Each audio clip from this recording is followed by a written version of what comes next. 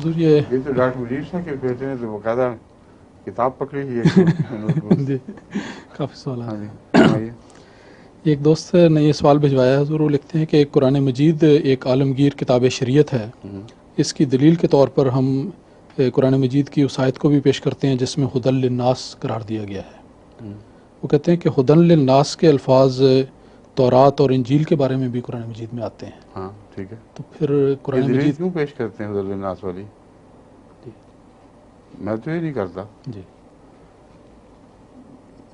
یا ایھا الناس قل یا ایھا الناس انی رسول اللہ الیکم جمیعا، جی یہ دنیا میں کسی اور کتاب میں آیت نہیں ملے گی. جی پھر دنیا کی کسی الہامی کتاب نے تمام دنیا کے انبیاء پر ایمان لانا ضروری قرار نہیں دیا. ایک نکال کے دکھائیں، اشارتاً بھی موجود نہیں. گویا دوسرے بستے بھی نہیں ہیں، انبیاء ہیں ہی نہیں کہیں گویا کے. تو یونیورسل کیسے ہو جائے گی تعلیم جو ریکگنائز ہی نہیں کر رہی اپنے دائرے سے باہر کسی سلسلہ نبوت کو، اور ان کا انکار ان پر لازم ہے اور کرتے ہیں، اور یہ ان کی شریعت کے خلاف نہیں ہے. اگر ہندو عیسیٰ علیہ السلام کا انکار کرے یا زرتشت کا انکار کرے تو اس پہ سجے گی بات کہ ہمارے تو یہی ویدک تعلیم کا نتیجہ یہ ہے کہ ہم لوگ ہی ہیں جو چنے گئے ہیں. اگر عیسائی رسول اللہ علیہ وسلم کا انکار کریں تو عین ان کے عقیدے کے مطابق ہے. اگر یہودی عیسیٰ کا انکار کریں علیہ السلام تو ان کے بالکل عقیدے کے مطابق ہے کہ یہ جھوٹا آدمی ہے بالکل. اور رسول اللہ علیہ وسلم یا دیگر مذاہب کے متعلق اشارتاً بھی وہ اپنے ایمان میں ان پر ایمان لانا داخل نہ سمجھیں.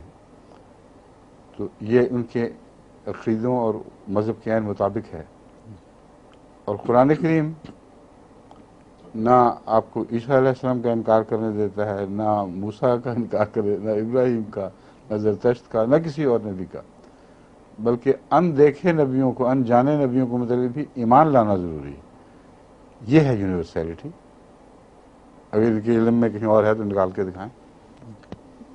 ٹھیک ہے.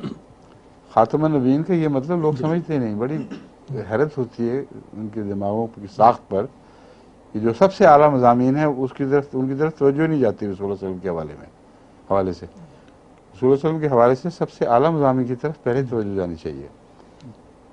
مصدق ہیں سب کے النبیین، اور یہ عالمگیریت کی شان ہے آپ کی. اور ایک بھی وہ نبی نہیں ہے کوئی جو اس میں شامل ہو. اس لیے خاتم ہمارا دعویٰ نہیں ہے، خاتم اپنے ذات میں دلیل ہے. لفظ خاتم حضرت صلی اللہ علیہ وآلہ وسلم کی حق میں ایک ایسی دلیل ہے جو دنیا کی کوئی طاقت نہیں توڑ سکتی. یہ دعوی میں بیٹھے ہوئے ہیں. حالانکہ قرآن دعوی کے ساتھ ساتھ دلائل پیش کرتا ہے، اس کی طرف تو نظر ہی نہیں جاتی ان کی. آخری ہونا کوئی دعویٰ ہے محض، لیکن خاتم بمعنی مصدق کل انبیاء یہ ایک ایسی حقیقت ہے کہ کل عالم میں سوائے اسلام کے، سوائے محمد رسول اللہ علیہ وسلم کی اس کی کوئی نظیر نہیں ملتی. کوئی نبی لا کے دکھائیں جس نے کہا ہو کہ سب دنیا پر ایمان لاؤ گے تو میرا ایمان قبول، مجھ پر ایمان قبول ہوگا ورنہ رد. اپنے اوپر ایمان کی اجازت نہیں دیتا یہ رسول جب تک ان پر ایمان نہ لاؤ. اب بتائیں یہ عالمیت ہے کہ نہیں؟